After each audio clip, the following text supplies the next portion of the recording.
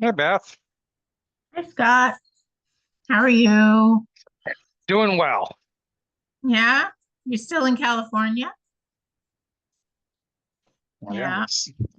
look, it's like light outside. Wow, look at that. And what's the temperature? It's the perfect like 73, 74 degrees every day and sunny. That's nice. I can see that's it makes people here spoiled. I want to get back to where it's cold. Yeah. Well, we had what Marin, we had like 80 degrees Monday and Tuesday this week. It was Wow. crazy. And It then get the cold temperature there, right? just dropped. Yeah. What? I heard it get cold like over just like the last day or so. Yeah, it went from being 80 on Monday and Tuesday to some rain on Wednesday, and then today it was 40 degrees or something this morning, or Wow. even colder than that, I think, when I was going to work. It was crazy. And I've been doing field work all week. So Monday and Tuesday, I was sweating. And then this morning, I was absolutely freezing. So it's kind of wild, but That's crazy. The yeah, variation. yeah, it was very abrupt kind of thing. But my dog has been having all these ticks, and I think it was because of the warm weather. There's that fall tick kind of like Oh boom for yeah. a little bit, and I Yeah. think that's what's been going on the last week. And so I'm so glad that tonight it's going to be about 25 degrees because I think that'll bring an end to the ticks. That'll be good. Fingers crossed. Yeah, fingers Yeah, ticks are crossed. no fun. Oh, Um, Yeah, it's 70 degrees here. nice. are you in California still? Yeah. Yeah, good for you. Um, uh, uh, I don't know if um you were texted, but um what's his name? Hold on a Um, second. Our other member of the Concom is not coming Bob. tonight. Bob, sorry. Yeah. I was like Yeah. Douglas. I was gonna call him Douglas. Um, he's not coming tonight. Did he text you Yeah. guys too, or because I Yeah. never know if I'm just the only one getting the text or if it's just because of, Oh, you know, how I think worries about public meeting violations or something. So he texted me and said he's not coming. So yeah. No, he texted me. He also kind of goofily left a voicemail for Haley Bolton, the town administrator. She forwarded it to me. She was like, one of your commission members is not going to make it tonight. And I was like, oh, I'm sorry that he bothered you. I think she got confused between who Haley is and who Mateo is. And oh, anyway, but yeah, he's not going to be here. But let's open the meeting. So it is 7:02 on October 9th, 2025, and I'm calling this meeting of the Shutesbury Conservation Commission to order. This meeting's being recorded. The first item on the agenda is comments, and you mentioned Bob, and so he did text me today that he's not coming. And he also mentioned again, he wants to do a nature hike sponsored by the Conservation Commission on December 27th. So I think he wants people to put that on their calendars now, since gotcha. it's right around the holiday. But he wants to do that, and that sounds fun. And in the same world, a good friend of mine just joined the recreation committee, and she and I have been talking about the same thing, but we're thinking of like a monthly kind of thing that would be sponsored by both the Conservation Commission and the Recreation Committee. Um, and it would be going to conservation areas, but also like we kind of made a list and it includes just other nature hikes in Shutesbury, not necessarily conservation land. And so more more to stay tuned for that one. Oh, She needs to talk to the rec committee about it, and then yeah. So anyway, we're thinking a monthly thing, but it's like, there doesn't have to be necessarily someone from the commission every month. It would just be Mhm, sort of trying to get a group together of people who would want to do it every month, and then mhm, each month someone would be sort of the leader for that month mhm. of the hike. But anyway, Oh, that that sounded sounds like like a great idea. Sounds like fun, right? Yeah, it does. Get some exercise. You do their Christmas bird count at the same time. Yeah, if we do the one that Bob wants to do, yeah. Yep. All right. Um, and then when we get down towards the public hearing, I'll be talking a little bit more about that, just about how we should probably run that public hearing for the regulations. But before that, we've got the second thing on the agenda is to review and vote on the minutes of September 25th. Did everybody get a chance to look at those? Great. All right, I'll take a motion to approve the minutes of September 25th, 2025. So moved. Second, Second, all right, roll call, Con, aye. Fox, Hey, and Wilson, aye. All right, next is site visits. Mayor, so sorry. about that. that's okay.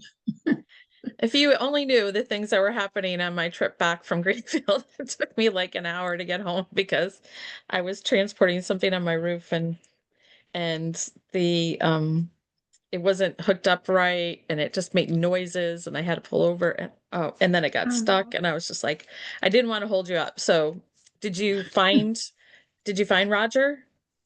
No, but then I didn't, and I just thought I didn't know, where he was, but then yesterday or today, Marianne called me just to talk about the landscaping and the seating and stuff that they want to start doing. And I said, Yep. "Oh, I was there on Monday," and she said that she thinks they were probably in the building at that point. I guess Oh yeah. they have like a Monday meeting, and then afterwards, after the Monday meeting, they all walk around. Mhm. And she's like, "Sorry, we didn't notice you standing there," because I kind of stood in the open area there for quite a while, and Yeah. nobody came Yeah. around. But so I told her that we would probably be rescheduling. Yeah, So I've always kind of worked it into my workday, so it's usually like anywhere from 11 to 1. And even then he's having meetings sometimes, so um did you set up another so I set it up with Mary Ann or him, but did you want to do another one within a week or so or did you want to go another couple weeks or um yeah, no, we should probably get there in a week. It sounds like okay. they're starting to do some of the landscaping and seating and things like that. So it'd be good to Okay. see what's going on. So let Are me they look at my working on Monday? Because that's a holiday. probably not. Like, yeah, I wouldn't want to Okay. schedule it on Monday. Okay. Okay. Let's see. Do you want to do like the 20th and then I'll just reach out to Mary Ann and text her to say, hey, and then she reaches out to Roger. But Yeah, the 20th is great. okay, 20th at like 4 again or like 4? Or even 3:45. 3:45? Okay. Yeah, that works for me. Okay. Okay. I'll text her. Um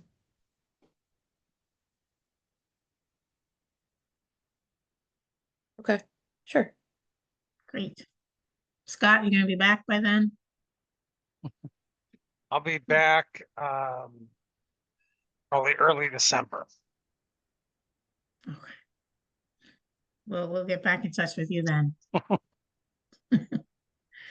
Okay, so after the library, then I did go to 11 North, what is it, North Laurel. Talk to them a little bit more about their taking down their shrubs and we just talked about that they need to file a notice of intent. So they're gonna do that. They're gonna reach out and I think Mateo's already reached out to them to get them the forms and everything. So we'll be getting that. It looks like Mayor's frozen. Oh, now she's No, not. I'm not. I'm just texting Mary Ann. Oh. Boy, you were really like still for a minute there. That was I'm great. very intent on what I'm doing here. But I'm listening. Yeah, no, I wasn't able to go that one either. But I Yeah. know the property, so. Yeah, I went, maybe Jan and I went to there one other time and talked to them about kind of the same thing. Now they've decided to do the shrubs on both sides. And one of their neighbors was there and is happy to have it done and that, so. Both sides of which property? 11 North Laurel Drive or?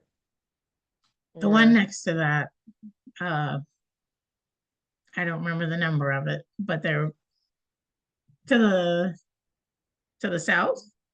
Oh, okay. Yeah, So Sam and Noreen. yes, Okay. Okay. yep. All right. Next, we have land management update. Scott, you have anything? Not much since the last time we all got together. I will say I would love some thoughts. I don't know, Beth, if you are ever in contact with Haley. I can't seem to get her to reply to my emails. I've emailed her many times asking about the process for the grant and getting that bid left.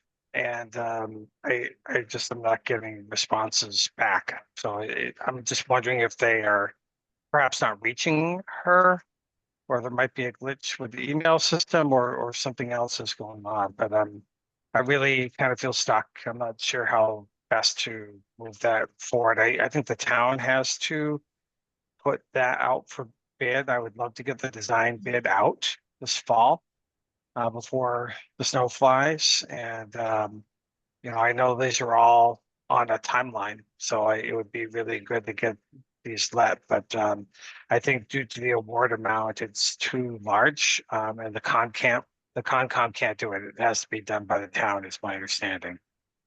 Mm-hmm. Yeah, so I'm actually wondering, Mateo, if could you check in with Haley about that? I can certainly do that. She's going to be out this week, but I will bring it up with her when I see her and press her on it. Okay. Right. And if she has if I can be of any help or she has questions, just tell her to reach out to me. But Sounds that's good. probably the big part. So, and the report, unless you have any questions for me. No, I guess, I know you sent me sort of a draft of a management plan. I haven't Yeah, had a well, chance to look at it yet. yeah, they're more looking at regs, the possibility of like regs for those properties. I know there was an old plan, and I think we were asked to consider some regulations for those properties. And so I took a draft at some of that to introduce here to the commission at some point in time, whatever you think would be the right time and process to do that. Well, thank you. Thanks for putting that together. But Yeah. okay, I'll take a look at it and yeah, we can talk about that.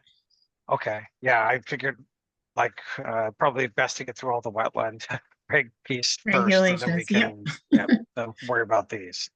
That's what I thought too, but that can be our winter project. There you go. Well, good. Yeah, yeah. Well, that's another kind of announcement, just to remind everybody that starting in November, we only meet once a month for the winter. So, and I think, in general, things kind of slow down a little bit. We'll get the Yeah. regulations, all set, and I think applications will slow down. So we'll have time to do something like that. That would be fun. Good. Do we meet on the 2nd or the 4th or sometime in between? I think last year we went with the 2nd. I think we should choose one or the other, and it's kind of up to what people like or what works better for everybody. We can talk about it maybe at the next meeting. Okay. Maybe Bob will be there. We can decide. Okay. But yeah, we can do either one. Doesn't matter. Mateo? I don't know if it makes a difference, but the fourth Thursday in November is Thanksgiving. True. So it makes sense to do the second. It might in Christmas too, like the holidays probably tend to mess up doing it the fourth Thursday. Yeah, So we may want to do the fourth, second. the fourth Thursday in December is Christmas Day. All right, let's go with the fourth. That way we don't meet until January. Yeah, I think last year we went with the second Thursday, but Okay. yeah, we can decide at our next meeting. All right. Next on the agenda is discussion with Kestrel Land Trust about preservation of a 9-acre property off of Wendell Road, and Bridget's here to tell us all about it. Hi, everyone. Thanks for your time this evening. I'm Bridget Likely. I'm a conservation manager at Kestrel. And like Beth said, we wanted to reach out to the Shrewsbury Conservation Commission about a potential land protection opportunity off Wendell Road. I'm going to go ahead and share a map. I think I might have to request to share, but let me know.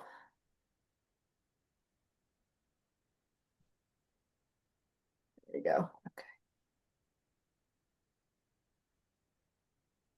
Is that showing for everyone? Yep. Great. So yeah, we have been talking with this family for almost 2 years now about their land just south of our Brightwater Bog Nature Retreat on Wendell Road, which mostly is already protected with a conservation restriction, but does include a 9-acre parcel on the other side. It's all under, one configuration. And because most of the land is protected, it's been taking a while for us to come up with a plan, because while we would like to purchase it to expand Brightwater Bog and see it go under kind of one management plan, finding funding for already protected land can be difficult, but we feel we've reached a point where we can enter into a purchase and sale agreement with this family and pursue acquiring this land. But we'd like to see the 9 acres protected as well. And given that just to the north of the 9 acres is the town's Lake Weiler Conservation Area, we wanted to approach the town and see if the town would be interested in expanding their current conservation area. And Kestrel would pre-acquire this land, but then potentially sell to the town, hopefully maybe utilizing CPA funding in order to expand your conservation area. But we'd be happy to do all the due diligence and everything leading up to the pre-acquisition, and of course, help support CPA funding if that's something the town is interested in. But just wanted to explore your interest at this time. Yeah, thanks for sharing and bringing this to the commission. I think it's great to be expanding both those conservation areas. Do you have kind of an idea of how much money the 9 acres would be? Yeah, so we did do appraisal for both pieces over the summer, and so you'll see here the 9 acres got appraised at 82,000. Okay. So that's the figure the family has agreed to currently, and what we'd be looking to maybe have the town pursue via CPA funding if possible. Yeah, that's how I see it happening too. So I think this is great. I think, I haven't, I know you and I chatted a little bit about it. I certainly haven't, like talked to our town administrator or anything about it yet, but I think that would be sort of the next step. Bring it to town administrator and select board, and if everybody thinks it's a good idea to apply for CPA funding, then that would probably be what we would do. All right. How do you guys feel about it? I totally agree. I think those parcels adjoining the other pieces that were referenced, I think that they would be great additions, and looking at the CPA funding to do that, I think would be fantastic. And so I'm very supportive of this. How quickly would all of this have to happen? I know, the CPA applications are the oh, Mateo, what's it called? It's like a expression of interest, right? Those are due November-ish. So I'm just wondering how quickly we would need to have decided about all of this. Bridget, what do you think? Yeah, I mean, my understanding was maybe, yeah, November, December is when that like intent or, applicability kind of application goes in, and then the official application is February. I welcome Mateo to correct me if I'm wrong there. So we're hoping to pre-acquire the family estate. It's a little complicated, the process it has to go to actually lead to a sale, but we're hoping we could close by the end of the year, early 2026, and Kestrel, will hang on to it until the town has the CPA funds come through. And it'd be great to have it, happen at the, spring town meeting, have that CPA vote. But we can explore alternatives. The timing seems tight, but it'd be great to, yeah. Yeah, no, I was curious whether we were talking this round of CPA like this year or next year, or sometimes there's out of cycle CPA applications and stuff, but it sounds like if Kestrel's buying it as soon as the beginning of 2026, then yeah, it would really work out actually to go after CPA funding this round, 2026 CPA funding, I guess it is. So okay. Well, I love it. Mayor, what I do you know. think? Oh, I'm so thrilled. I just had a question, just like really kind of remote, but the property, the 9-acre property, is that where there's like a huge, like dip, and is that a snowmobile trail? Yes, yeah, I can pull the Okay. map back up again. There is a snowmobile trail. Okay, that is like the best part of the snowmobile trail because it's Okay, a cool. huge dip. And I've taken my kids down it when they were little, and oh my God, they loved it. But what is what I guess my question would be, um what is the plan, like, would I know this is really early, but what would Kestrel be able to do with any kind of trails, or like is there a plan in the future for that? Like I don't know Yeah, so how. in terms of the land that's already protected south of Brightwater, our Mhm, hope is to expand the trail system that we've, been working on with the boardwalk and all that on Brightwater, and have it be a connecting piece.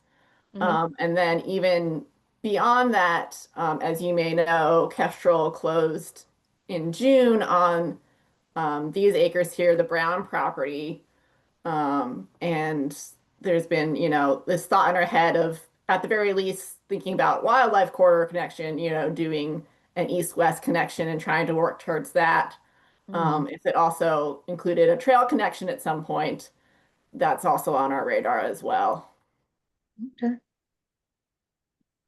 And then would there be like a something, a separate parking lot, like kind of at the Yeah, end? parking is a great question. And it's something we're exploring. We'd love to expand parking just because already at Brightwater Bog, the parking seems Mhm. limited compared to the enthusiasm of people. The family does own a small house lot on the frontage that we've also talked to them about. We don't quite have the funding there at the moment, and the timing isn't working out, but we're hoping maybe we could look at that for parking or explore, what's possible on the already existing protected land.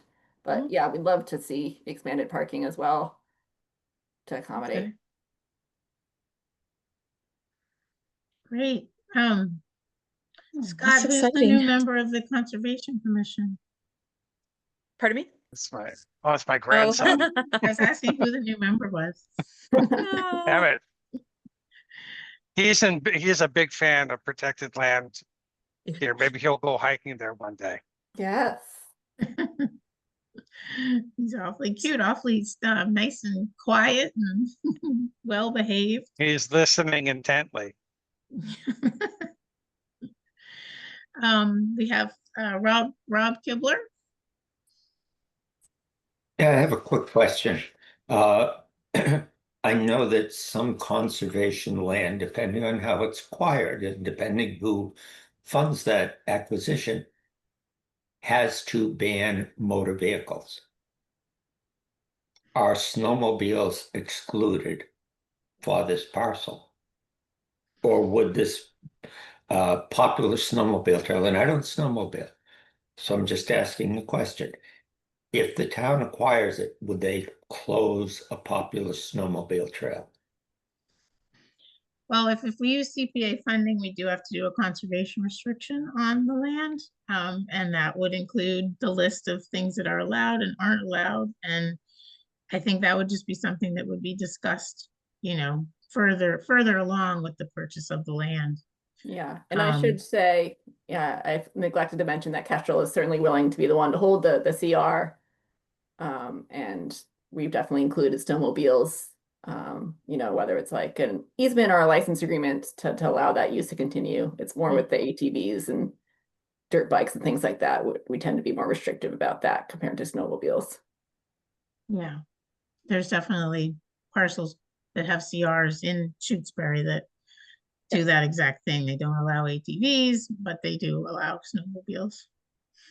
So we'll decide that as we go through the process. Thank you. Mateo? I also know that snowmobile that Mayor was talking about, that trail it's actually a right of way.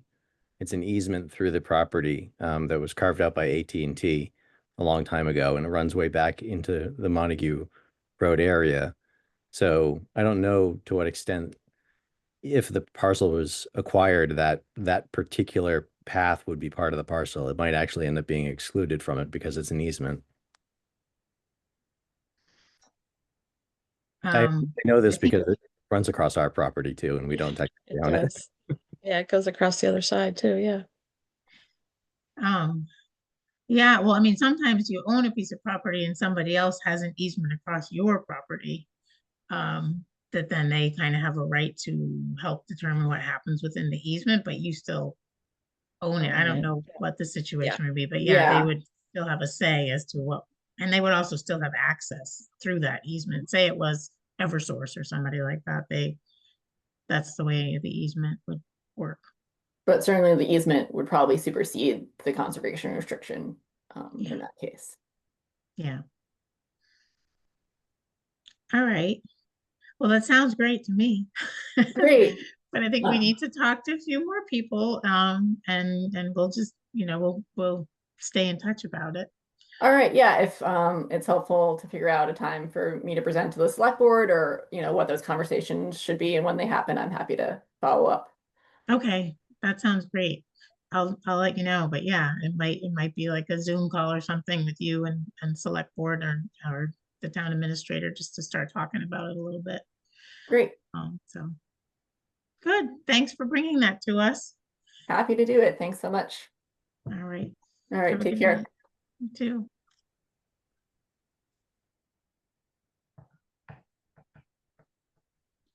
All right. Now we have review the order of conditions for 73 Shore Drive. So if y'all remember at our last meeting, we closed the hearing on 73 Shore Drive, and we just need to take a quick look at the order of conditions.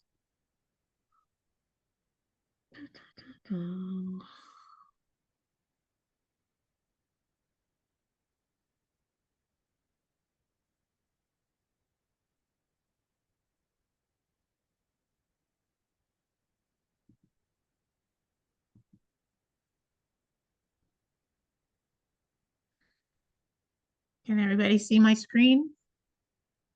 Yep. Okay. All right.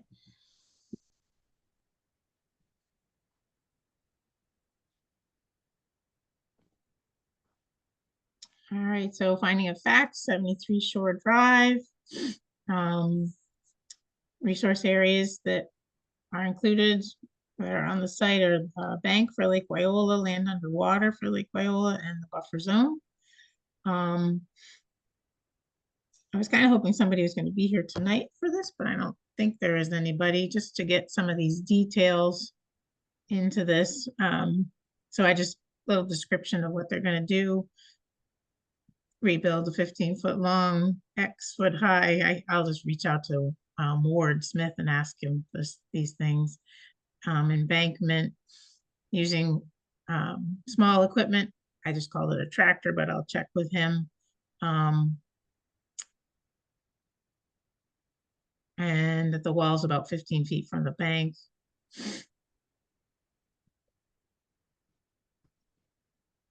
And that the work improves the installation and use of a 3-foot wide, 30-foot long seasonal dock.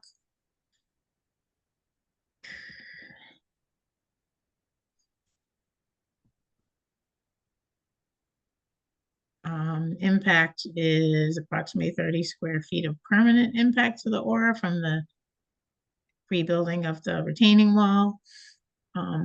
No trees will come down, and then the dock has temporary minimal impacts to the bank and land underwater. It's located in natural heritage, but we received a letter from them saying no impact, so there's no conditions from them. And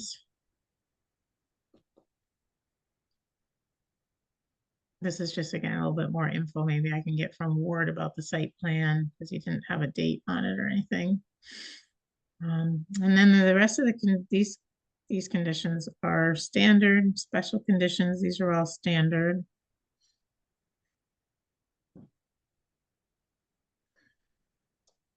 Highlighted ones. And number 11 is for the chapter 91 for the dock.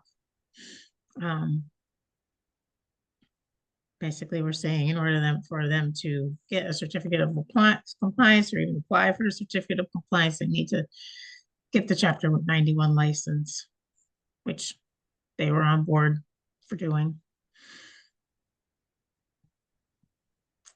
And standard conditions for erosion control. More standard conditions, all erosion control. Yeah, this is all standard stuff. Oh, and then I included the plants that we talked about for the bank. I think we agreed last week that they would plant 5 small woody type native plants along the bank to improve, or not improve, but just to maintain stabilization of the bank and to provide some wildlife habitat. So I just have it that the plant species would be determined by a certified wetland scientist, but they don't necessarily have to be wetland plants. And I think that's about it for anything that's not just standard. So that's it. Any questions or comments? Nope. Good. As I said, I'll just check in with the board about some of the details, but that's about it. All right, so I'm looking for a motion to issue the order of conditions for 73 Shore Drive. So moved. Second? Well, second. Great. All right, Fox, Aye. Khan, Aye. and Wilson, aye. Great.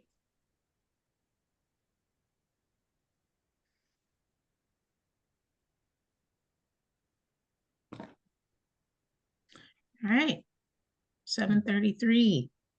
We're cruising tonight. We're just moving on through the agenda.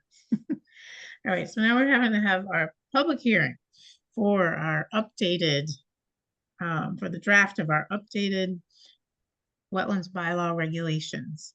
And I just want to say that tonight we're taking public comments. So the commission isn't presenting the regulations. We're taking public comment. The draft regulations have been up on the webpage for over a week. We did a legal ad announcement about the hearing. So, at this point, it's more just listening to the public and taking comments, and hopefully we'll be able to address those comments tonight. If there's any comments that come up that really need a lot of discussion, we may have to, continue to the next meeting, but, so anybody who'd like to make a comment, I'd like you to state your name and then reference the section of the regulations and the page of the regulations that you have your comment on, so we're sure to be able to find what you're referencing. And Donna McNichol is here, who nicely has taken a review of the regulations, and she's here also to help us answer any public comments. So let's begin. I see Rob Kibler's got his hand up. Rob? I have a question that's general to the entire body of work on this. 2 years ago, town council recused herself because of a conflict of interest. Has that been resolved, and has the town provided a waiver of conflict of interest so that Donna's review would be legal? Donna, would you like to answer sort of the change since 2 years ago until now? Sure. 2 years ago, when the town was doing the revisions to the Wetland Protection Act bylaw, I was representing both the library and the Conservation Commission relative to the library build. So I had to recuse myself from any work relative to that because I was representing two boards in town, which was a conflict. So the library basically did the representation themselves, and the Concom hired Elizabeth Goodman from Pittsfield to represent the Concom on those issues. The library, I'm no longer representing the library, obviously that's moving forward. And so I don't have that conflict anymore. So for me, there's not a specific conflict because I have a place at the lake, and you all know I own property at the lake, any more than a person on the Concom that lived next to a wetland or anything of that nature would have a conflict. If I applied for a permit or something of that nature, of course, that would be a conflict. But that's not the case. This is a general regulations that apply to the entire town, everybody in the town, everybody that's near a wetland, anybody that's near an upland resource area. So under the conflict of interest statute, when it applies generally to a community, there's not a conflict. My conflict had to do with representation of two opposing bodies at the time.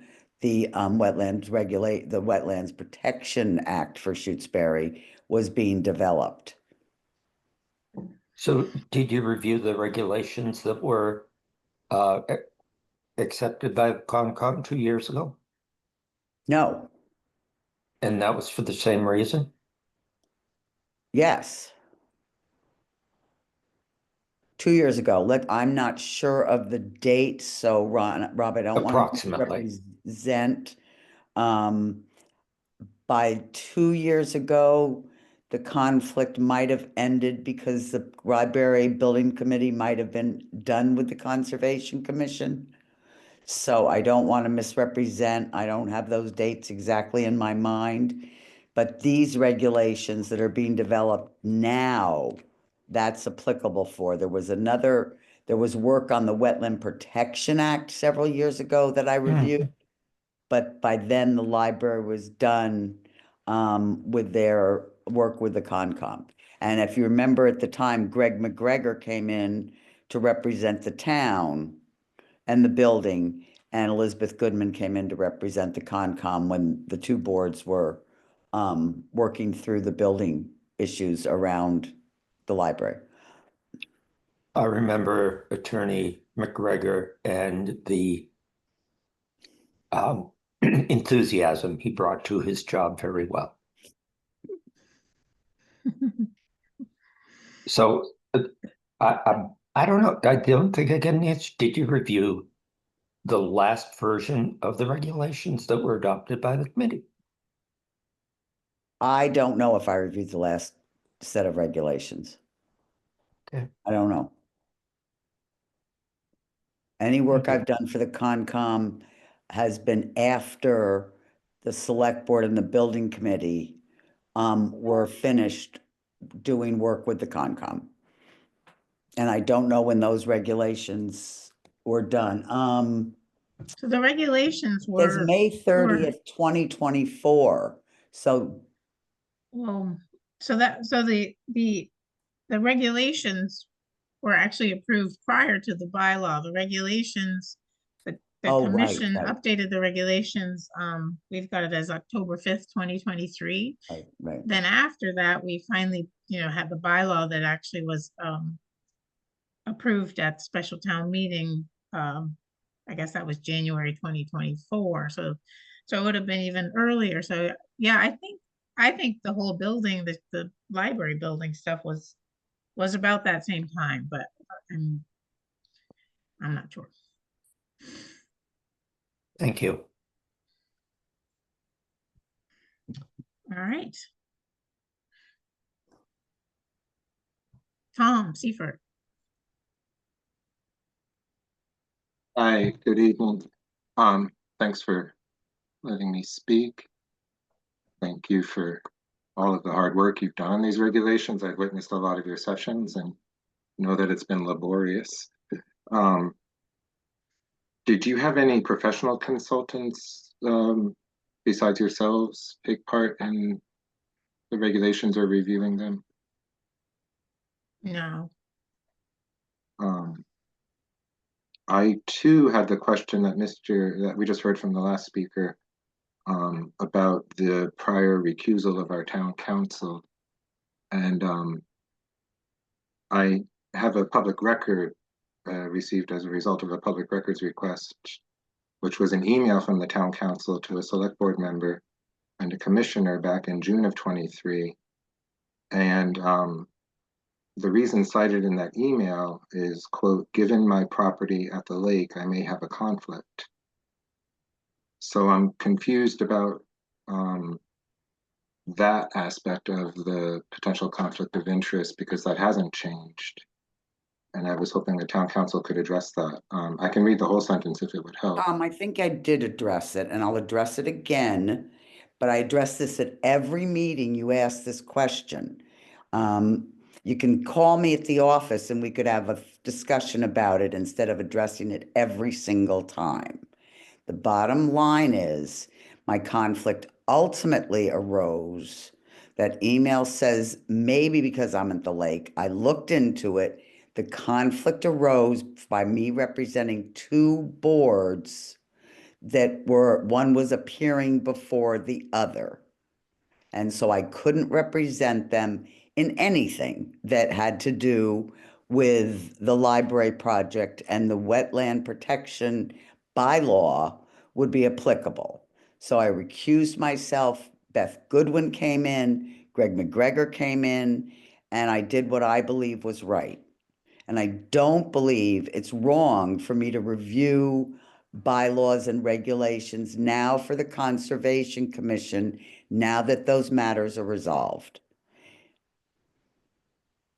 It's hard to square that, given that in your reason for recusal that's on record, there's no mention of work with another board or the library, and the only reason given, where it says the select board and I have determined, given my property at the lake, that I may have a conflict.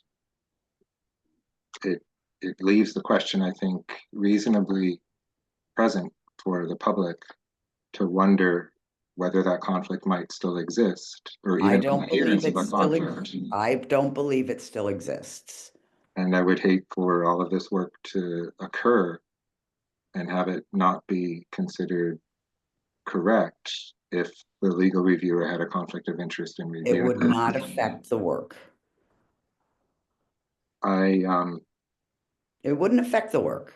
I wish we had If I had a conflict, it would be my issue, not the issue of the work. That's not how I wish we had statute works. some sort of authority to assure us that there's no conflict on your part. I would hate for the work to be undermined by a conflict. And I just want to note that. I understand what you're saying. Noted at every meeting, Tom. I don't quite know what that means, but I know I It have means noted every it time I previously. appear with the Concom, you bring this up the first thing. I believe that it's very reasonable to bring that up, given the document that we have from you about this. I understand and I address it every time with you. And if you want Well, to I bring it up guess- next time, I'll address it again with you. Thank I you. mean, I completely understand, when what may have happened back then in terms of you were counsel for the town for the library, and so that really was a conflict. And so I guess what might straighten this out is, Donna, have you reviewed other committees' regulations and bylaws and things, even though you Of course, own a I do house the on, zoning you own a bylaws, I house do the in Board of Shrewsbury. Health by everything, Right. of course.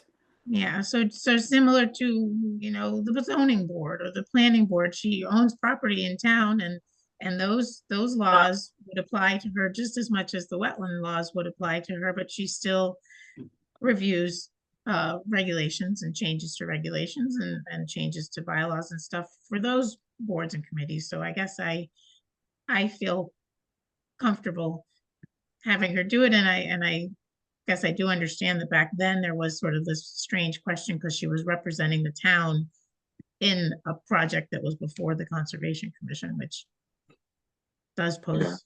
I just wish we more- had in writing something to corroborate that the previous conflict was actually about the work for two different boards on conservation matters. And I think a flip side of what the chairwoman just said is that it's possible it's a conflict for a town council to be a resident or to own property in the town where they are a town council. So I don't want to belabor that anymore. I just want it to have been mentioned and on the record because I don't believe it's going to change anything materially tonight. I did have a few other comments, if it's okay, please, about the document. Yeah, yes, definitely. Apologize because I'm not through with them, and I know that that's on me in terms of timing, but the comments that I have essentially are about proofreading, and I'm scrolling up here to things that I noted, and I regrettably didn't get through the whole document, but I wanted to request whether you would be willing to let me or another party proofread the document after I show you some of the small things I found. I don't know if you want to screen share it or Yep. me to tell you some of the parts that I noticed on page 1 of the revised regulations. I'm away from my Zoom right now. Oh, so you have, okay, so Okay. let me just minimize one of my windows, please, a little bit so I can, okay. So on page 1 under 1.5.4, in the version I have, which I think is the same one as you, but you're very minimized right now in my edited version. Oh, Does 1.5.4 in your version reference 1.6.1 and 1.6.3? yes. Those should be 1.5.1 and 1.5.3, I believe. And that's kind of the nature of many of the corrections that I have. I think that's true, Tom, and I just think that somebody needs to go through and check all the numbers. Because I Yeah. found additional number problems further on in the document, so I think Okay. basically that just is, that's just like you said, a proofreading issue, but an important one, where everybody Sure. has to go through and check the numbers. So let me just please scroll through. I'll just mention that one. And then on the very next page where it skips to 1.7 and all of the 1.7 numbers, and in 1.7.1, it mentions subsection 1.6. All of those should be 1.6, 1.6.1, subsection 1.5, and then 1.6.2, for example. And again, I would be very willing, but I don't know if you have another better person to do it. And I would not be offended either if you chose somebody else to do a proofreading. And for 2.5 on page 3, I was just a little confused about the pesticides, fertilizers, and herbicides, where it says the commission prohibits the use of pesticides, et cetera, et cetera. unless permitted by the commission. And I haven't read further enough down the line further, but is there a permitting process spelled out for this type of permit? And I'm sorry if there is, and I just haven't gotten there yet in the regulations. I've only gotten to about page 20 for the hardcore read of it. There is more discussion of pesticides, yeah, a little further down, but you know, the basics idea here is that if you're using a licensed applicator, you could potentially be permitted to use it by the commission, but Okay. otherwise it's not allowed. But there is more in another section about that too. Uh-huh. On page 5, please. It's, I guess, the definition of agent, if you're there with me. Any conservation commissioner or municipal staff. Does that mean a paid employee or a member of a public body? Like, is there a definition of municipal staff or? We don't define municipal staff. Is appointed agent by a majority of the conservation organization. When I think of municipal staff, I certainly think of somebody who's paid by the town. Mhm. I mean, that's what I would think the term municipal staff would mean. Could it be somebody also outside of town? You might want to change that to municipal employee. Employees can be volunteers, officials, or employees, paid employees.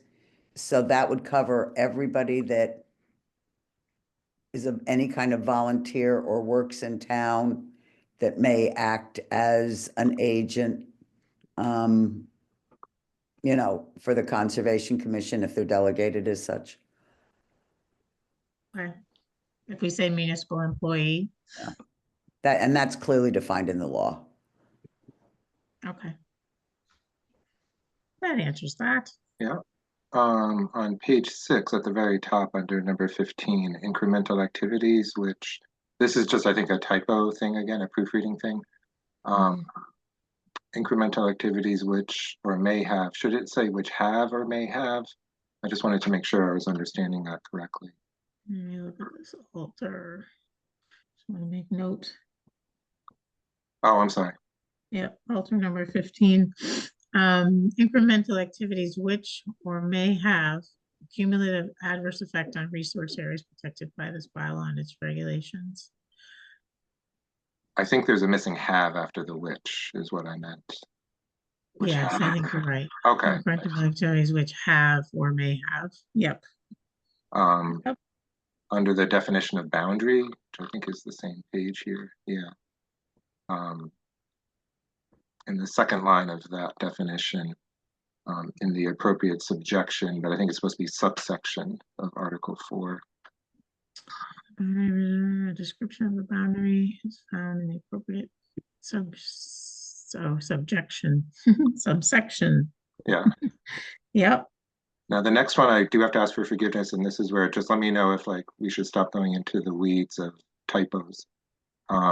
Under cumulative effect on page 7. 1, 2, 3, Yep. 5 lines down. Based on the use of commas already, there would be a comma after district before the or, because it's always been a case where you put the comma before the or there and, which is to say you use the Oxford comma. And that comes up a few times that I've noticed. But 2 lines later, the comma after Shutesbury appears to be an unnecessary comma. Okay. And so let me just quickly do this. Oh, okay. This is a more like, please help me question. On page 9, under the definition of hydric soil, in the last paragraph of that definition, it mentions a phrase I didn't know what it meant, and I didn't have time to Google it. Red parent materials. Is that a true phrase, or is that a typo of any sort? it's the last sentence. Those soils include but aren't limited to soils developed in red parent materials, recently deposited sediments, and soils formed in oxygenated groundwater seeps. Yeah, so red parent materials is a term, and Okay. it's typically it's soils with a lot of iron in them. Sure, I didn't look it up and I figured it probably had a very clear meaning, but I didn't know. Um, Commission recognizes that some I'm just going to read the sentence. The commission recognizes that some hydric soils do not meet these published guidelines. So it reserves the right to determine the soil's drainage classification case by case. These unusual soils include, but are not limited to, soils developed in red parent materials, recently deposited sediments, and soils. Yeah, so those are situations where the typical methods for identifying hydric soils are difficult because it may be red parent materials in those, yeah. So red parent materials really just means iron rich. red, yeah, that's soil Yeah. that looks red, so it makes it harder to make that determination. Yeah, I get you. Yeah. Under the impacts of climate change, just a little bit down from there, 2 definitions down. Yeah.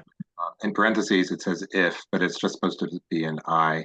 I think it was just an autocorrect or something for the number, or lowercase Roman numeral 1. And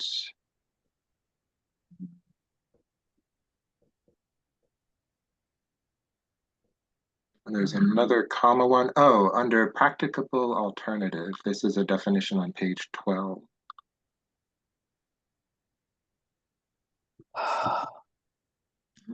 Sorry. Yep. It says that which is reasonably. Does it mean that activity or that work? Practical alternative, that which is reasonably available and capable of being done after taking into consideration. That would be the alternative. So an alternative to the work being proposed. Okay, so it Yeah. refers to that sort of work or that sort of action. I just wanted to make sure. I didn't know if the word alternative action or alternative work would be included there. And protection of wildlife habitat at the bottom of this page. Protection of habitat necessary to plant or animal species capacity for breeding, or necessary Not for. necessary for. I think it Okay, would be a yeah. for. Yes, so maybe we will have somebody like you go through and edit all of this stuff. It would be flattering, and that's actually, let me just see, I got through. Yeah, I read more pages after that, but I haven't noticed that there is another comma somewhere. But let me put my Zoom screen back on. I'll feel more comfortable looking at you all. So thanks. If you would be willing to let me or somebody just check it out for things of that nature, it would be appreciated. All right, thank you. Is that, yeah, those are your comments so far? Yeah, for now. There's another one so far. But again, I really appreciate all the work you've been doing on it. And I hope you understand that when I do come up with even opinions that might seem contrary or very conflict oriented, it's really with the spirit of getting the best regulation out there for our town. And so I understand your spirit, Tom. I got it. I get it. You Okay. just want the best.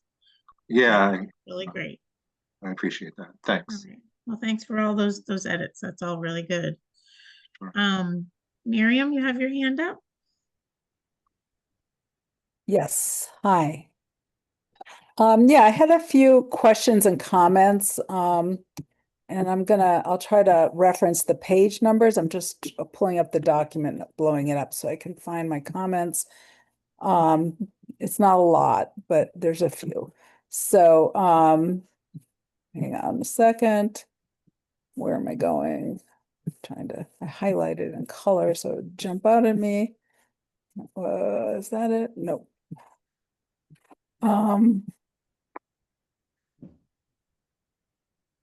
So on page,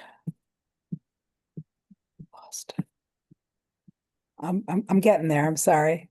That's okay. A lot of pages. Okay.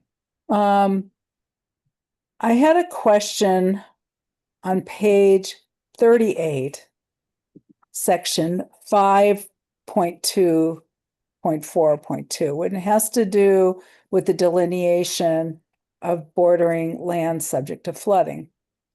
And Let the me get draft- there.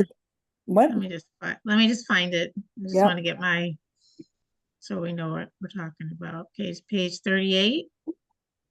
Yes, 38. Okay, sorry, section 5 2.4. to 4.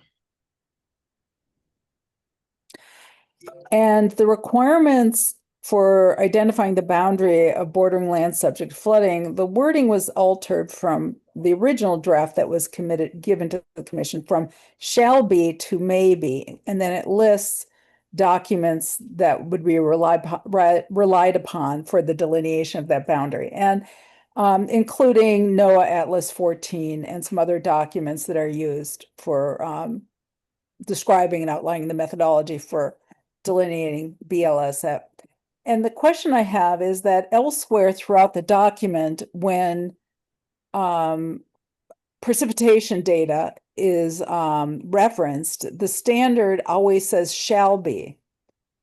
And in this one instance, it's maybe, which I don't understand why this particular paragraph has different language for using NOAA Atlas 14 when it's being used consistently throughout the document as a requirement. Let's see, notwithstanding the profiles and available orders determining. Show me the maximum lateral extent of floodwater which has been observed or recorded by a person competent in such matters, or the commission may require the applicant to determine the boundary of BLSF by engineering calculations with may be based on. Yeah, so the Oh, second paragraph is really just references some documents that outline the technical methodology, and they've been in service forever because that hydrology methodology hasn't changed, but it's and they may get replaced someday, but right now they're not. But NOAA Atlas 14 is the standard throughout this document, and it's a shall be, so that it's really clear to applicants that they should expect that that's what the commission is going to require. And I don't understand why we wouldn't do that for this particular resource area. Because when you say maybe, it creates an opportunity to be interpreted as at the discretion of the applicant, at the discretion of the commission. Do you argue about it, or is it just a clear standard that everybody needs to follow? yeah, I think the only reason that maybe may have been entered in there is that it's, determine the boundary of BLSF by engineering calculations, thinking that possibly, we're obviously requiring engineering calculations, so we're requiring an engineer really to figure this out, and that possibly the engineer at some point would maybe be using a different methodology. I think that might be why, but I see what you're saying, and I'm actually open to changing it back to You have may shall. you have may twice in the sentence, so it's already conditioned. The commission may require, and then but it may be based on this. And I think it would be a better regulation if it said the commission may require the applicant to determine the boundary by engineering calculations, which shall be based on this. So if you're you're not always requiring engineering calculations, but if you do, all of your engineering calculations in the document should be consistent with using NOAA or its latest edition, I think. Yeah, no, I see what you're saying. I think the only reason it might have got split. I think there's an issue with the legal interpretation, and I think the reason maybe's there is because it's saying engineering calculations which may be based on either NOAA, U.S. soil, or prepared by a registered professional engineer or other professional competent in such matters. So Well, if you it's- put shall be, No, it has to be based on NOAA, it has to be based on US soil and prepared by a registered engineer or other professional competent in such matters. So I don't care which it is, but shall be would mean it would have to be based on 1, 2, and 3. yes, well, Maybe explain, excuse me. Gives alternatives of those 3 as the basis for your calculations. Up to you, but that's the difference in the language. That's the difference May in I what the just, language does. may I just clarify my question? NOAA is the precipitation data. 4.2422 is the methodology, and 4.2423 is the requirement of a professional. It has to be and, not or. Those are not, Okay. All those right, are- and it that is answers it. not Then that equivalent. answers it. Yeah. Right. Those are 3 parts to the requirement, but when you say may require and it may involve this, then I'm thinking like, oh, so maybe it would be based on NOAA, but you wouldn't require a professional engineer? Like, are those, it's either that's the standard and you may waive it, or maybe all of these are just not even real standards. You can talk about it later, but that was my question about that. I have a couple more comments. I don't want to take up too much of the commission's time. So the other question I had was on page 43 at the bottom. If you want to get to that 6.47. And this is related to a comment I made before in an earlier draft where some language was taken out about what the commission might consider for mitigation involving restoration. And one of the provisions that was taken out was mitigation involving wider vegetated buffers. And both Janice Stone and I reviewed a number of other regulations from other commissions where wider vegetated buffers as mitigation was a pretty standard kind of mitigation requirement. And I don't know why the commission would remove such a standard condition in the regulations so that it would be a tool at the disposal of the commission if they were having to require mitigation. So I don't know if you want to respond to that or if you want me to just go on with my other questions. Let's see. When an applicant proposes a project within back to the OR, the commission may require mitigation involving restoration, including map number 2. Revegetation of areas within the OR with native species, beginning with areas closest to the resource area, improvements to health and natural function of remaining undisturbed areas of the OR, such as removing invasive species. So what you had, what was in there before, we can go to the red line version if you want. It had language about mitigation involving perhaps wider vegetated buffers in a project. And that's, again, it's been in the history of the commission to sometimes require those, and it's a very standard kind of mitigation tool. It seems like taking that out of the toolbox really limits what the commission has available for requiring mitigation to simply planting some native shrubs or trees and improving the natural function of an remaining undisturbed area, but not increasing a vegetated buffer. And there's lots of language in the regulations about the importance of buffer width as a biological function for protecting wetlands. So okay, that both those are both definitely things we'll look into those 2 things. Those are good comments. okay, thank you. Let me see, I have a couple more and then I'll wrap up in case other people have comments. I'm sorry, this is No, it's fine. I highlighted them. So this is, this is on page 53. And it's referenced a few places, but it begins at page 53, and it has to do with tree replacements and mitigation for tree removals.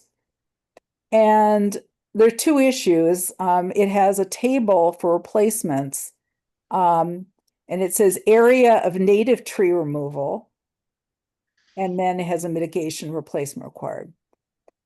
So first, there's nowhere that I saw in these regulations that defines what's native. And it's not in the definitions. And, is that native to North America? Is it native to Massachusetts? Is it native to New England? What is it native to? And as we know, things that were non-native are becoming native because of climate change. We're seeing all sorts of climatic changes. We're moving into a new climate zone. We're almost in climate zone 6 up here. So we're going to see even more trees growing that used to only grow in Connecticut that are now going to grow up here in Shutesbury. So that's one concern. The other concern is that by tying it only to native trees, it's really ignoring that non-native trees could have enormous ecological value, particularly if they're mature trees. If you had a yard with some very mature non-native trees, maybe some ornamental trees, but they're mature, they could be providing all sorts of ecological benefits and ecological benefits to a resource area. And, the resource area may not care whether it's native or non-native. If it was invasive, that's a different story, but that's not what we're talking about. We're just talking about this native, non-native distinction. And does that mean you can clear cut a whole lot if it's full of fully mature non-native trees that are in a resource area or in the buffer zone? I can't imagine that would be protecting the values of the bylaw. So that it's a concern because it's also referenced down below in a few other places. And I guess what I would say is for mitigation, certainly it makes sense to try to pivot to native shrubs and trees and vegetation. But if you're only requiring mitigation for native trees, then it gives people carte blanche if a tree is considered non-native and you aren't defining native. Yeah, no, I don't think that's not how I understood this section. And maybe you're right. Maybe there's some, again, areas that just needs a good read through to get rid of where it implies that we're only concerned about native trees. This table is if you need to do mitigation because you've taken down any trees, be native or non-native, that have gone over our limits of what you're allowed to take down, then you can use this table for mitigation. Yes. That's the way I understand it. Then I would define native as Massachusetts. Well, then I would say take mitigation replacement required. It's got a asterisk, and then right below it, it says replacement trees shall be native to Massachusetts. Yes, I understand, but the area of native tree removal suggests that you're only looking at native trees being removed within those areas. I would take the word native out of the header of that table because it's really trees that have some sort of ecological value for the resource areas. It's not whether they're native or non-native. I understand the value for mitigation and replacement, pivoting to native trees whenever possible. That I think is clear, but this table having the word native it wasn't there originally, and somehow that word got in there. And I think that doesn't belong. And like you're saying, I think it more as native should be the mitigation, should be what trees we're replacing. Yes, exactly. Other trees with, but exactly. So I'll read through this section. There's a similar issue on page 54. It's 8.36 for extensive pruning or removal of native vegetation. Again, if you had some non-native shrubs in a resource area, perhaps shading a brook or something, extensive pruning or removal of those non-native vegetation could harm the resource area. And that's the point of this performance standard, not whether it's native or non-native. So I think, again, I would take the word native out because it would suggest that you can do whatever the hell you want if it's non-native, even if it destroys a resource area. And I don't think that's the intention here. Right. Well, it's not the issue of the definition of native, it's the issue of native, the word native being used as a definer in certain sections where it shouldn't be. Or Well, I you're think just it's both. talking Yeah. removal of vegetation, not removal of native vegetation. I think in this case, it's having it there at all, but it also, you might want to have a definition for native, because again, native is a flexible concept and native to Massachusetts. I mean, maybe there should be a reference to what you're using, for your list of native trees, because again, that can be revised over time. So, and I forget the name of the Massachusetts list, but it does get updated from time to time and it gets changed. Okay, I have a couple more, and this goes back to page 57 for ANRADs. I understand with an ANRAD that you can't force an applicant to do a delineation they don't want to do. So if an applicant submits an ANRAD under the Wetlands Protection Act and they don't delineate any of the resource areas that are protected under the bylaw only, you can't force them to do that against their will, that they have, this is a voluntary application that's at the discretion of the applicant. But it does seem to me that many commissions under ANRAD regulations for their bylaws have some language about a policy, articulating a policy about how they're going to address bylaw only protected resource areas, whether it's an advisory that they are advising clients, applicants to consider including delineations, or some other language, because obviously if someone doesn't delineate the resource areas, and they come back with an NOI later, they're going to have to delineate it then. So being clear with saying that seems like a good strategy for these regulations. So it's very clear to the applicant that they're still going to have to delineate resource areas under the bylaw sooner or later. They don't have to do it under an ANRAD, but that means later they may have to do it under a notice of intent. And it seems like that would be useful language to have in this section. I don't know if you want to comment on that. Yeah, no, I agree. I wrote that down. I think that's a good idea. Let's see. Would it go under 6.3? Applicants are advised that the commission has broader jurisdiction under the bylaw and shall review resource areas for yeah. And I would say I the other agree. comment I would make about that is that if you look at the fine print of the ORAD language and the Wetlands Protection Act form, there in the fine print, there's a statement in there that basically, I'm summarizing it, says anything that wasn't delineated is not approved or, Yeah. or disapproved. That you're only reviewing the things that the applicant presented. But in the ORAD determinations, I'd really recommend as a standard language and maybe articulating it here in the regulations for future commissions to remember, to say it is going to be the practice of the commission that any ORADs that are incomplete will have a statement identifying that they didn't delineate all of the resource areas. So that it's clear for all to know that, the absence of approval doesn't mean anything.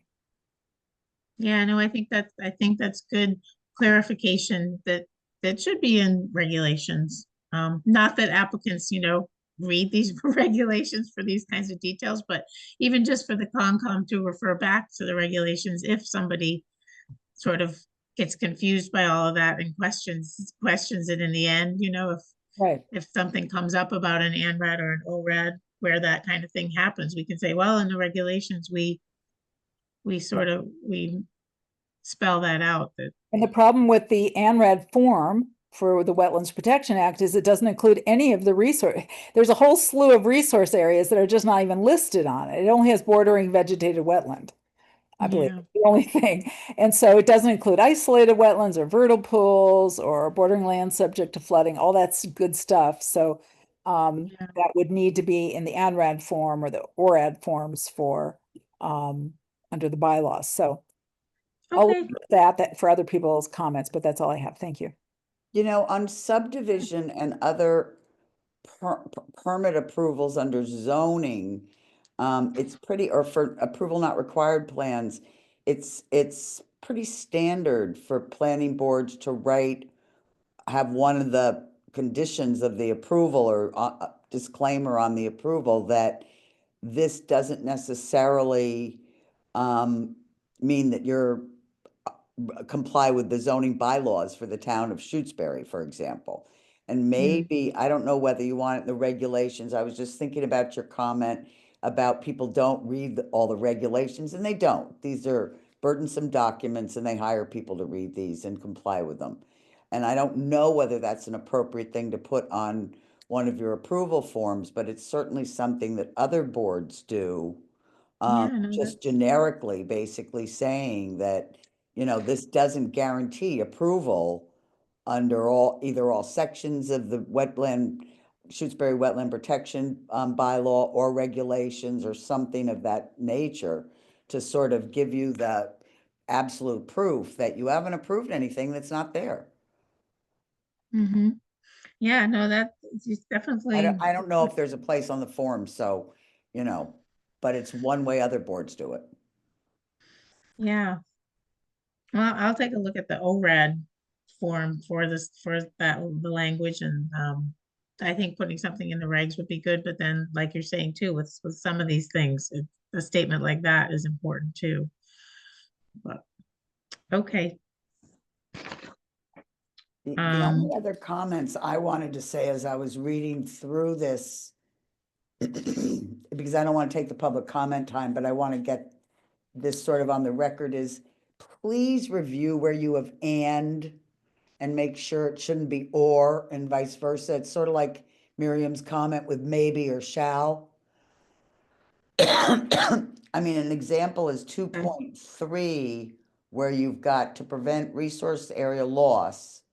The commission shall require applicants to avoid alteration whenever feasible, to minimize alteration, and where alteration is unavoidable and has been minimized. It doesn't make sense for that to be an and. It sounds like it should be an or. Maybe it should be an and maybe you're requiring them to do all three. But if you're not, and those are alternatives for minimization and mitigation requirements, it should be an or. And so that word, those two words are a little tricky. Okay. I'll look at that. If there's other sections where you have that question. And if you Let me want know. the alternates or all required, you can put and / or. So you have those three alternatives for when you're looking at some of those. Okay. Good. That kind of plays along with doing a real good thorough read of the whole thing, Yeah. which I thought I did, but I think your eyes start to blur over. All right, Rob Kibler.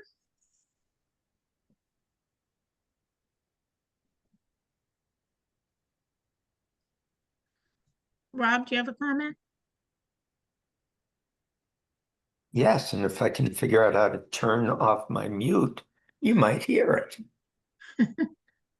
Okay. On page 57, 6.2.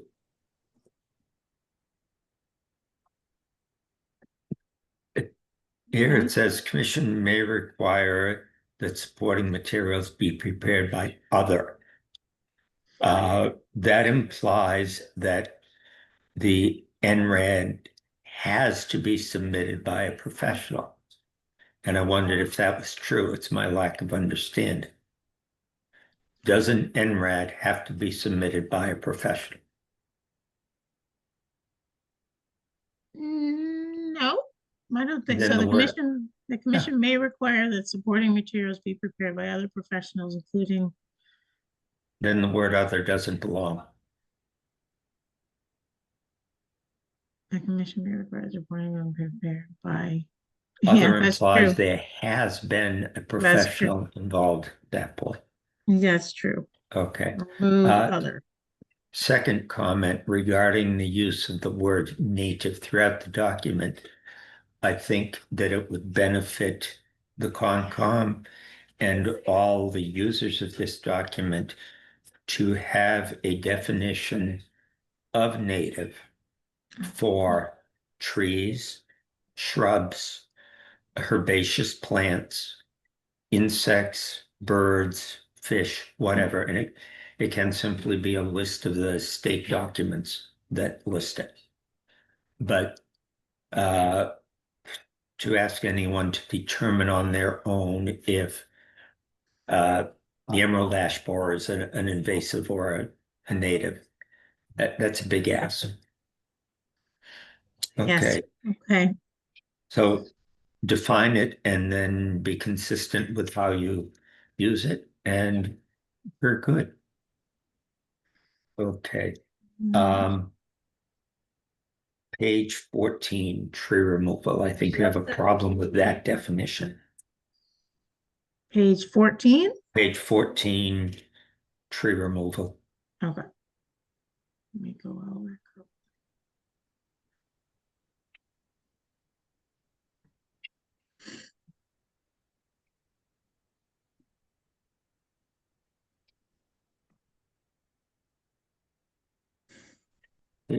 If you hear my cat demanding food, he actually has been fed in the last week. Quiet.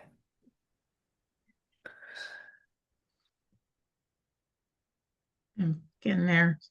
Yeah.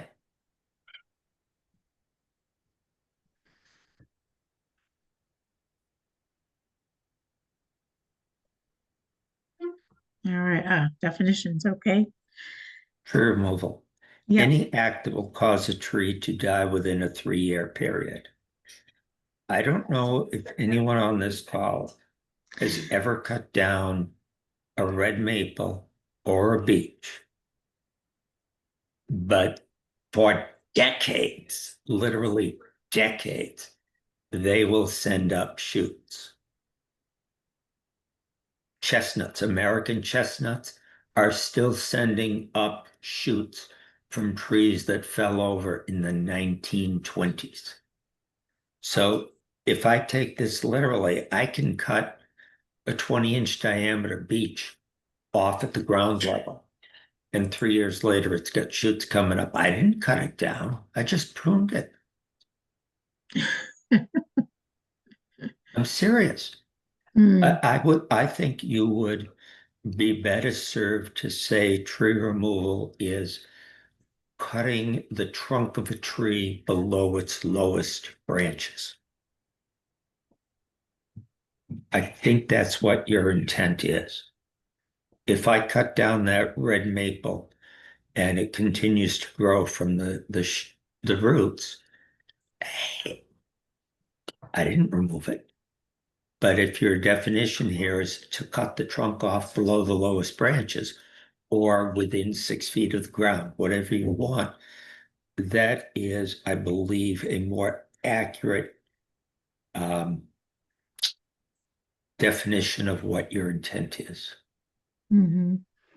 Yeah, that definition, I don't like that definition either. And hemlock roots can live for 20 years without a tree above them. Okay. And then on page 5, aquaculture.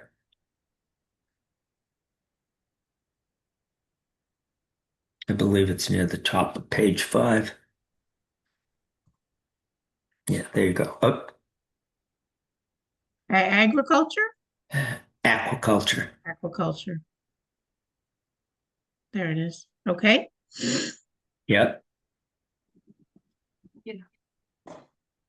Okay.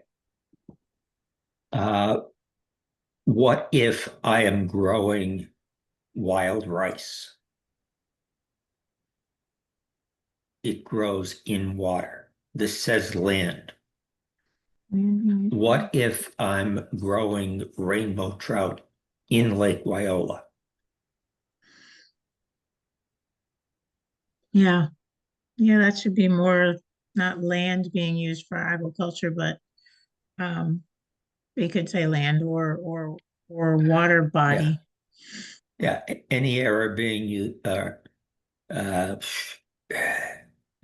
yeah, land being used for agricultural, yeah, land and water. Yeah. land Because, or water body. I can think of 3 or 4 species that can be grown in water for Mhm. food. Blueberries will work, cranberries, Cranberries. wild rice, cattails. They all Mhm. grow in water. Okay, that's good too. We'll add that. Okay. That's the limit of my comments this round. That's it. All right. Thanks, Rob. Tom's got his hand up. Yeah, just on that last thing, I think I noticed that too about aquaculture. The definition starts with the land being used for agriculture, but like if you just struck everything until like aquaculture is the growing of aquatic organisms under controlled conditions, including one or more of the following, you don't even have to mention whether it's on land or in water.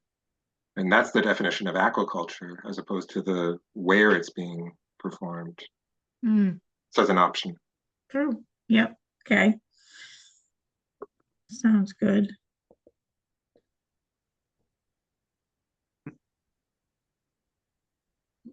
Tom, are you a editor? Have you done editing? I'm not professionally, but yeah, I've done it and translating and proofreading for hire. And Tom, as you're proofreading on page 23, there's a reference to 8.31 and 8.32. And I believe that should be 9.31 and 9.32. That's just another numbering. Because there is no 8.3. Which section is that? It's under section 9, 9.3.3. It's just another one of those numbering issues. Right, it's referring to the previous 2 sections. Right. Yeah, I thought a good way to do one proofreading round would be just look at the numbers Exactly. and like ignore everything else. But Yeah. yeah. It's All really right. hard to get them all straight in a document this length. It's really hard. Yeah. Especially when you're accepting changes and stuff like that. Right. Everything gets all okay. Rob Kilber's got his hand up again. I looked up the definition of aquaculture, and it says the raising of water animals such as fish for food or the growing of plants in water for food.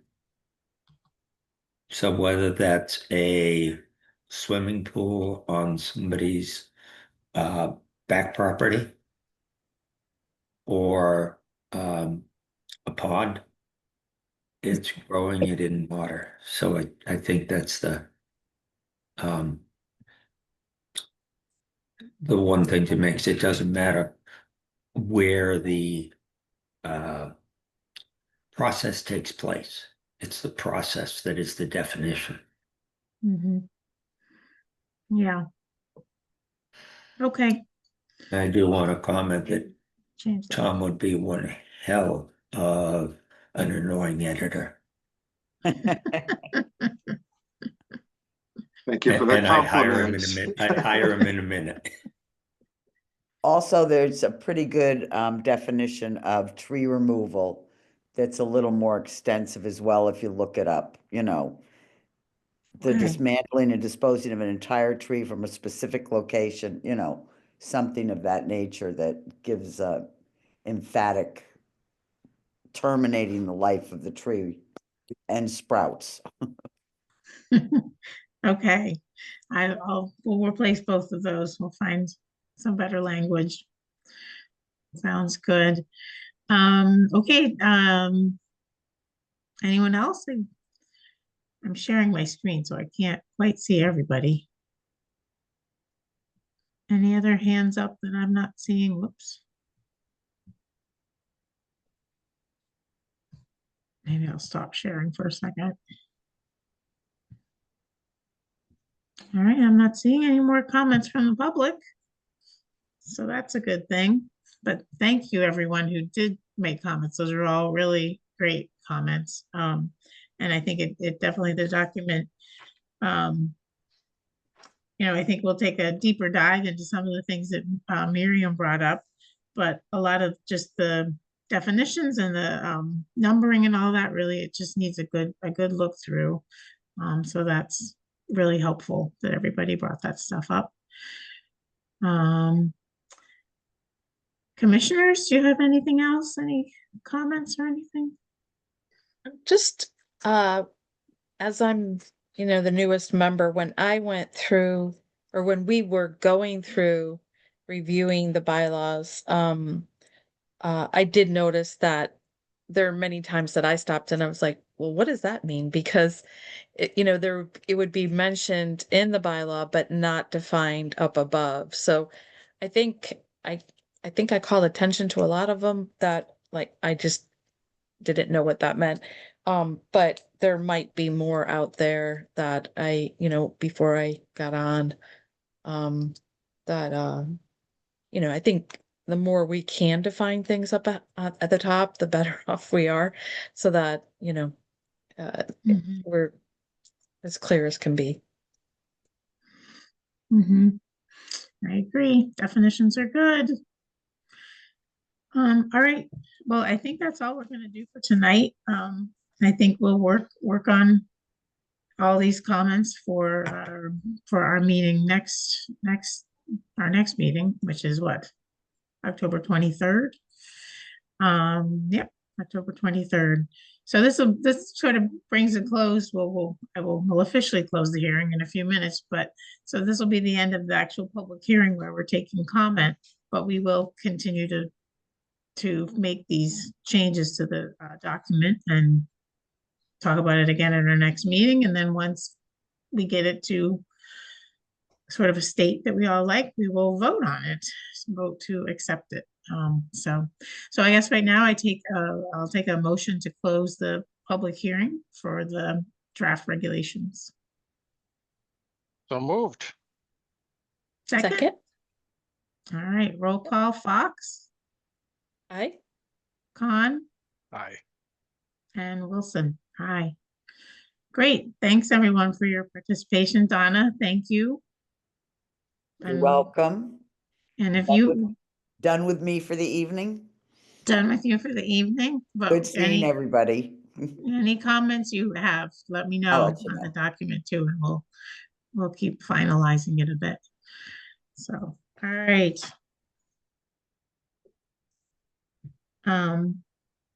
Any unanticipated business? Anyone? I have none. Okay, I'll take a motion to adjourn. So moved. Second? I'll second. Great. Fox, Aye. Khan, Aye. and Wilson. Aye. All right, thanks, everybody. We'll see you on the 23rd. All right. Good night, everyone. Good Good night. night.